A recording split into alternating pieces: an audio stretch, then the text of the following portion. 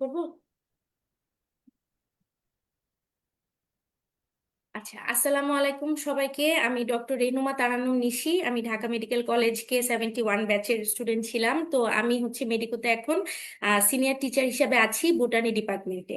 তো কিছুক্ষণ আগেই হচ্ছে আমাদের মেডিকেল ডেন্টাল ভর্তি পরীক্ষা, যেটা 25-26 সেশন, সেটার রেজাল্ট প্রকাশিত হয়েছে। এবং রেজাল্ট পরবর্তী তাৎক্ষণিক যে অনুভূতি, যারা চান্স পেয়েছে তাদের কাছ থেকে আমরা মানে তাদের অনুভূতিটা শোনার জন্য আমরা আজকে হচ্ছে মেডিকো থেকে লাইভে আছি। এবং এখন আমাদের সাথে মেডিকোর সাথে যুক্ত আছে লাইভে জাতীয় মেধায় হচ্ছে 77তম স্থান, নাম হচ্ছে জাবির বিন মাসুদ, সরকারি আজিজুল হক কলেজ, বগুড়া। জাবির ভাইয়া শুনতে পাচ্ছো? শুনতে পাচ্ছো জাবির আমাকে? জি জি। আচ্ছা, কংগ্রাচুলেশনস তোমাকে, কংগ্রাচুলেশনস। তোমার পাশে আন্টিও বসে আছে, অনেক অনেক অভিনন্দন। Thank you.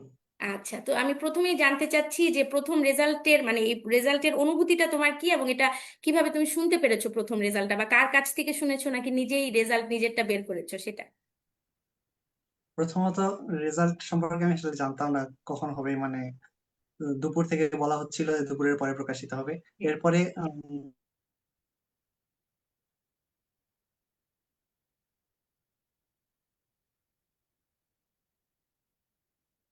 হ্যাঁ, বলো ভাইয়া।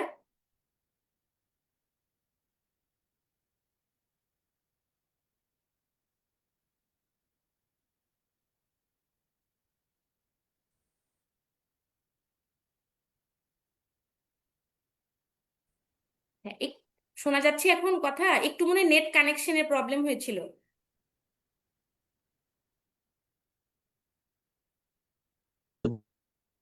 বলেন। জি জি, ভাইয়া শুনতে পাচ্ছো জাবির আমাকে এখন? মানে মাঝখানে মনে হয় একটু নেটের সমস্যা হয়েছিল।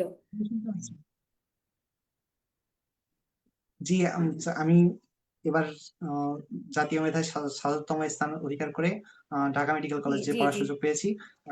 আল্লাহর কাছে অনেক হ্যাঁ। বেশি কৃতজ্ঞ। আচ্ছা, ঠিক আছে ভাইয়া। তো তুমি ওই যে কার কাছ থেকে প্রথম রেজাল্টটা শুনেছিলা সেটা জিজ্ঞেস করেছিলাম। মেডিকোর নাজিম ভাইয়ের কাছ থেকে। আচ্ছা, ঠিক আছে। আচ্ছা, তো তোমার এই রেজাল্টের পিছনে মানে তোমার ফ্যামিলির অবদান, টিচারদের অবদান, বা তুমি এতদিন যে মেডিকোর সাথে জড়িত ছিলে অ্যাডমিশনে, সেই অবদানটা যদি একটু আমাদের সাথে শেয়ার করতাম, মানে তোমার এই পুরো জার্নিতে।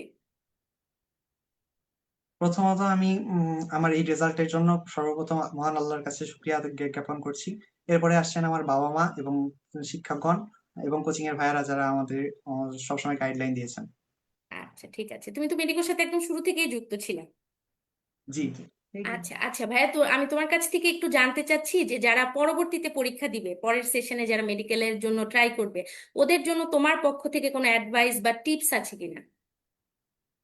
প্রথমত, মূল বই খুব ভালোভাবে পড়তে হবে এবং খুব ডিপ থেকে পড়তে হবে, আচ্ছা, যাতে কোনো কিছু বাদ না থাকে। এরপর অনুশীলনী ভালোভাবে সলভ করতে হবে।